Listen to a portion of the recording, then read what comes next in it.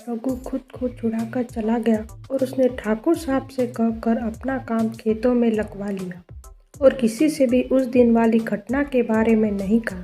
और कुछ दिनों बाद उसने काकी से कहा, माई हमारा भी ब्याह करा दो, कब तक हमें बनाकर खिलाती रहोगी। काकी बहुत खुश हुई और एक अनाथ लड़की जो ठाकुर साहब के खेतों में काम करती थी, जिसका नाम जानकी था, रघु से ब्याह करा दिया। जानकी रघु की दुल्हन बनकर आ गई। रघु बहुत खुश था जानकी को पाकर और जानकी भी बहुत खुश थी कि कोई तो है इस दुनिया में जिसे वो अपना कह सकती है। इसी तरह खुशी खुशी दिन गुजर रहे थे। उधर कांता भी रघु को भुलाने का प्रयास कर रही थी और कुछ दिनों बाद कांता ने खुशखबरी सुना दी कि वो माँ बनने वाली है। तो भाग्यवती बहुत खुश हुई और ठाकुर मान सिंह भी खुश हुए और कुछ दिनों बाद कांता को बेटा हुआ, जिसका नाम ठाकुर दुर्गेश प्रताप सिंह रखा गया। और उधर दुर्गेश 1 साल का हुआ और जानकी ने भी खुशखबरी सुना दी और कुछ महीनों बाद उसे भी प्यारी सी बेटी हुई और उसका नाम रघु ने धानी रखा। समय धीरे धीरे गुजर रहा था। दोनों बच्चे साथ साथ बड़े होने लगे और दोनों बच्चों की शरारतों से हवेलियों की रौनक रहती। दोनों एक दूसरे से लड़ते झगड़ते बड़े हो रहे थे और इसी बीच सौभाग्यवती भी बीमारी के कारण चल बसी। फिर 8वीं पास करके दुर्गेश आगे की पढ़ाई के लिए अपने मामा के पास शहर चला गया। उधर रघु ने अपनी झोपड़ी खेतों के पास ही बना ली। ठाकुर साहब की गौशाला भी वहीं थी, तो रघु और जानकी को गाय भैंस बैल बछड़ों की देखरेख में आसानी होती थी। लेकिन लता काकी को साथ नहीं ले गया। बोला, माई तुम जिंदगी भर हवेली में रहती आई हो, तुम यहीं आराम से रहो, वहाँ झोपड़ी में कैसे रहोगी। धानी और दुर्गेश एक दूसरे से दूर होकर बड़े तो हो रहे थे, लेकिन उन्हें गम था एक दूसरे से बिछड़ने का। और कभी छुट्टियों में दुर्गेश आता तो धानी ज़्यादा मिलने नहीं जाती, क्योंकि जानकी हवेली में जाने से मना करती। उसको लगता था कि बेटी हवेली के रंग ढंग देख के बिगड़ ना जाए। हम गरीब लोग ना उनको अच्छा पहना सकते हैं, ना अच्छा खिला सकते हैं, और ससुराल भी पता नहीं कैसा मिले। गरीब की बेटी है तो गरीब की घर ब्याही जाएगी। इसी तरह दोनों बच्चे बड़े हो गए और उधर दुर्गेश अपने कॉलेज की पढ़ाई करके घर आ गया, क्योंकि अब ठाकुर साहब बीमार रहने लगे थे और उन्हें जमींदारी में एक सहायक की जरूरत थी, तो दुर्गेश को वापस आना पड़ा। उधर कांता दुर्गेश के लिए दुल्हन ढूंढ रही थी। तभी उसके किसी रिश्तेदार ने एक रिश्ता बताया और कांता ने हाँ कर दी और कहा, हम 6 महीने बाद नवरात्रि में आएंगे लड़की देखने। उधर एक दिन काकी का बाजरे की रोटी और प्याज की चटनी खाने का मन था, तो जानकी से कह भिजवाया कि जरा धानी को भेज देना, तेरे हाथ की बाजरे की रोटी और प्याज की चटनी खाने का मन है। अब बूढ़े शरीर में ज़्यादा चलने फिरने की ताकत नहीं रह गई है, तो मैं आ ना सकूंगी, तू भिजवा देना। उधर काकी धानी का बेसब्री से इंतजार कर रही थी। हवेली के आंगन में इतने में दुर्गेश ने काकी से पूछा कि किसका इंतजार कर रही हो काकी, अपने लिए कोई दूल्हा ढूंढ लिया क्या? कैसी बात कर रहे हो छोटे ठाकुर? वो तो हम मरी धानी का इंतजार कर रहे थे, जाने कहाँ मर गई चुड़ैल, बाजरे की रोटी और चटनी लाने वाली थी। कौन धानी? वही जो बचपन में हमारी हवेली में रहा करती थी।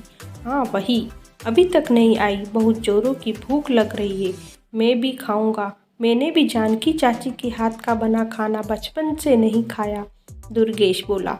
और इतने में धानी आ गई और धानी को देखते ही दुर्गेश अपनी सुध बुध खो बैठा। छोटे ठाकुर इतना कहकर धानी खाना देकर भाग गई।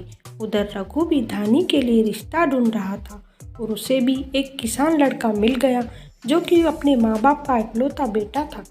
नवरात्र में रघु भी धानी का रिश्ता तय करने की सोची। धानी को इतने सालों बाद देखकर दुर्गेश का मन धानी से मिलने के लिए मचलने लगा।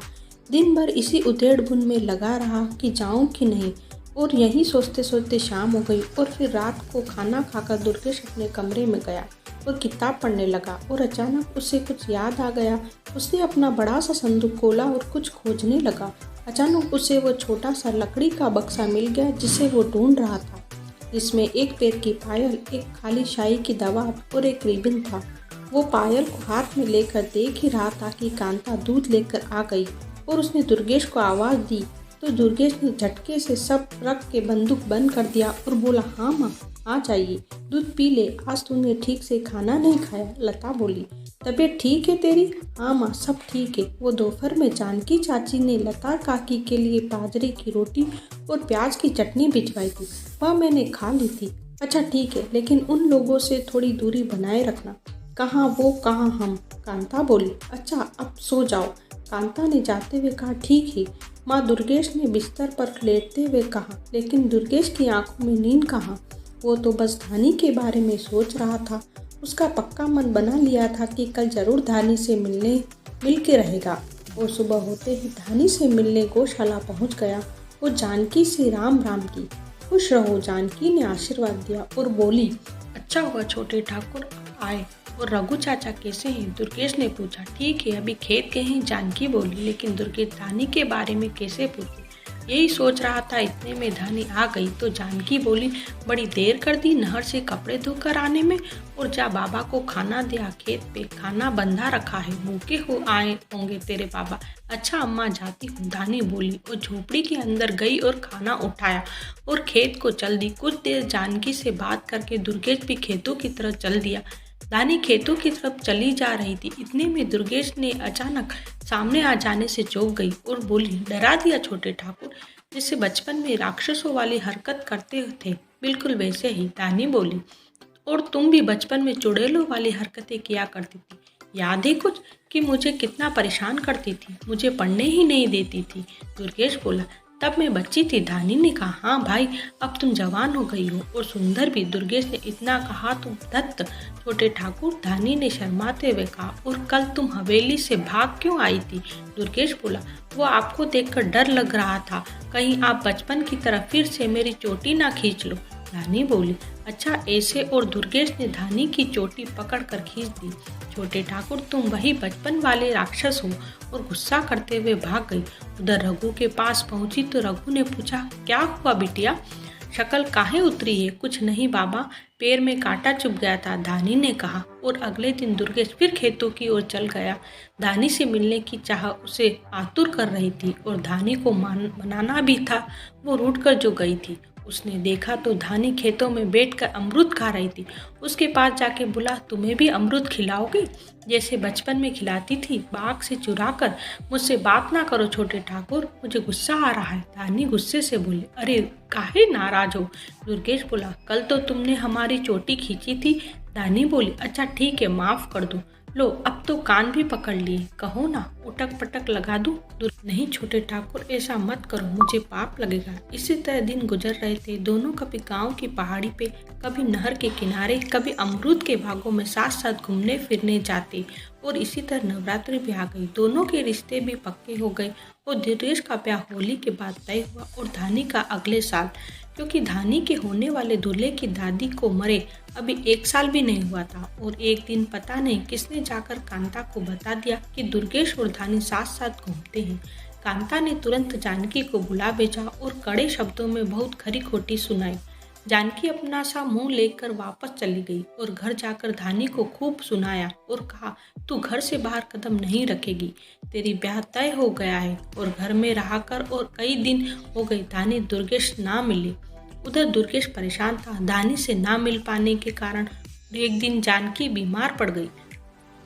घर में लकड़ियाँ खत्म थी तो धानी को मजबूरन जंगल जाना पड़ा। शाम हो चली थी, धानी चली गई और बादल घिर आए। इतने में क्या देखती है कि दुर्गेश उसका पीछा करते हुए जंगल तक आ गया और गले लग के बोला, धानी तुम बात क्यों नहीं करती, मुझसे मिलना क्यों नहीं चाहती?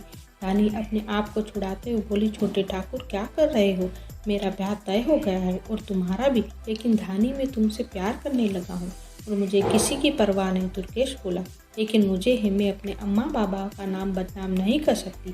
धानी बोली, हम खुश नहीं रह पाएंगे एक दूसरे के बिना। दुर्गेश बोला, अब भी बताओ, क्या तुम मुझसे प्यार नहीं करती? हाँ करती हूँ छोटे ठाकुर, बचपन से करती हूँ और तुम्हें बिन नहीं रह सकती। और दुर्गेश के गले लग गई और घर आने लगे सबसे बात करने। तो बहुत जोर की बारिश होने लगी और अंधेरा भी हो गया।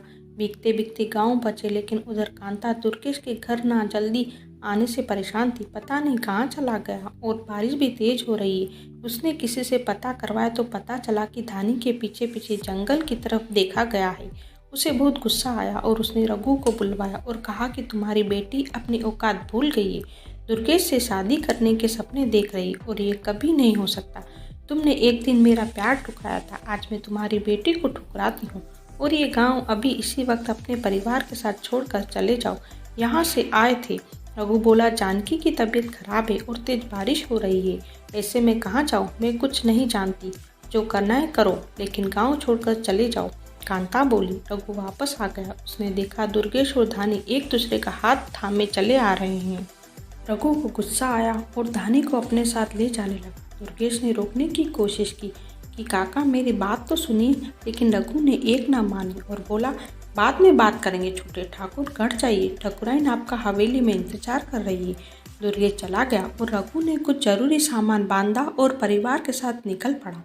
रातों रात बिना किसी को बताए नदिया की ओर बारिश बहुत जोर की हो रही थी और बिजली भी चमक रही थी, लेकिन दुर्गेश ने परवाह नहीं की और आज उसके आत्मसम्मान को ठेस लगी थी और उसने एक नाव खोली जो बहने के डर से पहले ही रस्सी से बंधी हुई थी और परिवार को बिठाया और नाव खेने लगा। लेकिन कुछ दूर जाकर नाव बेकाबू हो गई क्योंकि पानी का बहाव बहुत ज़्यादा था और बारिश भी बहुत जोरों से हो रही थी और नाव डूबने लगी और थोड़ी देर बाद नाव डूब गई। तभी कांता का ध्यान टूटा बाहर कुत्ते भौंकने से। दोपहर का समय है। साध्वी सीढ़ियों पे उदास बैठी। तभी मंदिर के पुजारी जी अपने छड़ी के सहारे धीरे धीरे चलते हुए साध्वी के पास आकर बोले, क्या हुआ बेटी, इतनी उदास क्यों बैठी हो, क्या परेशानी है, बोलो बेटी। पुरोहित जी बोले, कुछ नहीं बाबा, बस थोड़ी थकान है। साध्वी बोली, अपना ख्याल रखा कर बेटी, तेरे सिवा अब कौन है मेरा।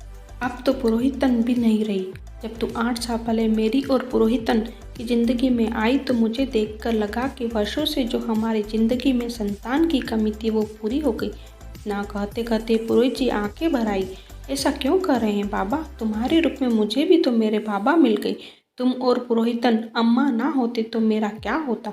इतना कहकर साध्वी की आंखों से आंसू टपक पड़े। अच्छा, अब खाना भी खिलाएगी कि बस ऐसे ही चल उठ, खाना खाते हैं, बहुत भूख लगी है। और आज क्या बनाया है मेरी बेटी ने।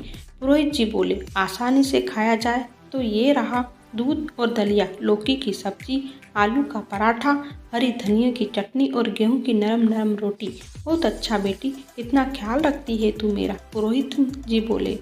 अच्छा, साध्वी ने खाना परोस दिया और बोली, लो बाबा खाओ। अरे तू नहीं खाएगी, पुरोहित जी बोले। बाबा मन नहीं है, मैं बाद में खा लूंगी। साध्वी बोली, तू नहीं खाएगी तो मैं भी नहीं खाऊंगा। पुरोहित जी बोले, क्या तुम भी बाबा बच्चों जैसी जिद लेके बैठ जाते हो। साध्वी बोली, तू भी तो दिन भर लोगों की सेवा में लगी रहती है, कभी तू भी आराम कर लिया कर, कितना काम करती है तू। पुरोहित जी बोले, अच्छा चलो खा लेती हूँ, नहीं तो बाबा तुम कुछ ना कुछ कहते रहोगे। साध्वी बोली और दोनों लोग खाना खाकर अपनी अपनी कुटिया में आराम करने चले गए और थोड़ी देर बाद बादल घिर आए और बारिश होने लगी। तभी साध्वी अपने अतीत के उस दिन की बारिश वाली रात याद आ गई जिस दिन वो छोटे ठाकुर से दूर हुई थी। उस दिन उसने पहली बार अपने बाबा का गुस्सा देखा था। गुस्से से कैसे काँप रहे थे बाबा। छोटे ठाकुर के हाथ में मेरा हाथ देखकर शायद उनको इस सब की उम्मीद नहीं थी। वो सच भी तो है, उस दिन उनकी बेटी ने उनके स्वाभिमान को ठेस जो पहुंचाई थी।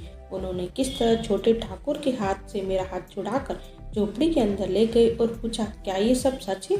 और हाँ, अगर ये सब सच है तो तुझे आज के बाद छोटे ठाकुर को भूलना होगा। मुझे वचन दे कि तू आज के बाद छोटे ठाकुर से नहीं मिलेगी। और उन्होंने मुझसे उस दिन छोटे ठाकुर से ना मिलने का वचन दिया और हाथ में गांव छोड़ने का फैसला भी लिया। किस तरह तूफान और बारिश में निकल पड़े मैं, अम्मा, बाबा। उस दिन के तूफान ने कई दिलों को तबाह किया था। बाबा बहुत गुस्से में थे।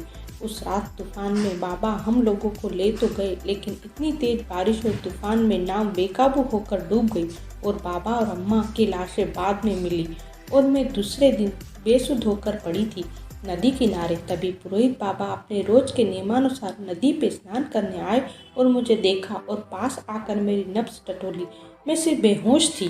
पुरोहित बाबा ने आसपास के लोगों को आवाज़ देकर बुलाया और मुझे मंदिर के पास झोपड़ी में ले गए और पुरोहित अम्मा से फौरन मेरे कपड़े बदलने कहा और तुरंत मेरा इलाज अपनी जड़ी बूटियों द्वारा करने लगे, क्योंकि पुरोहित के साथ साथ वो जाने माने वैद्य भी थे। और होश में आते ही मैंने पहले अपने बाबा और अम्मा के बारे में पूछा तो गांव के सारे लोगों ने उन्हें ढूंढने की मदद की और मिली भी तो अम्मा बाबा की लाशें। और फिर पुरोहित बाबा ने ही अम्मा और बाबा का अंतिम संस्कार किया और मुझे अनाथ के सर पर हाथ रखा और मैं पुरोहित बाबा और पुरोहित अम्मा के साथ रहने लगी और लोगों की सेवा करने लगी। बाबा ने अपनी सारी वेद विद्या सिखा दी तो मैं भी उनके साथ दुर्लभ जड़ी बूटियों को खोजने जाने लगी। फिर मैंने सोचा क्यों ना इन जड़ी बूटियों को मंदिर के पीछे जो जमीन है वहाँ उगाया जाए और गांव के सरपंच जी की इजाज़त से मैंने ऐसा किया। मंदिर के तालाब से घड़ों में पानी भरकर पौधों को सींचा। मुझे ऐसे देखकर गांव के लोग भी मदद करने लगे और देखते ही देखते मंदिर के चारों तरफ हरियाली ही हरियाली छा गई। 8 सालों में तभी पुरोहित बाबा ने आवाज़ दी, बेटी जरा कंबल तो दे, बारिश की वजह से ठंड लग रही है। अभी आई बाबा, साध्वी ने कहा। कांता बहुत परेशान थी और विचलित भी। अब रुचि को 5वां महीना लग जाएगा और उसे साध्वी के पास ले जाना था, लेकिन समस्या ये थी कि उसके साथ किसको भेजा जाए। कुछ समझ नहीं पा रही थी।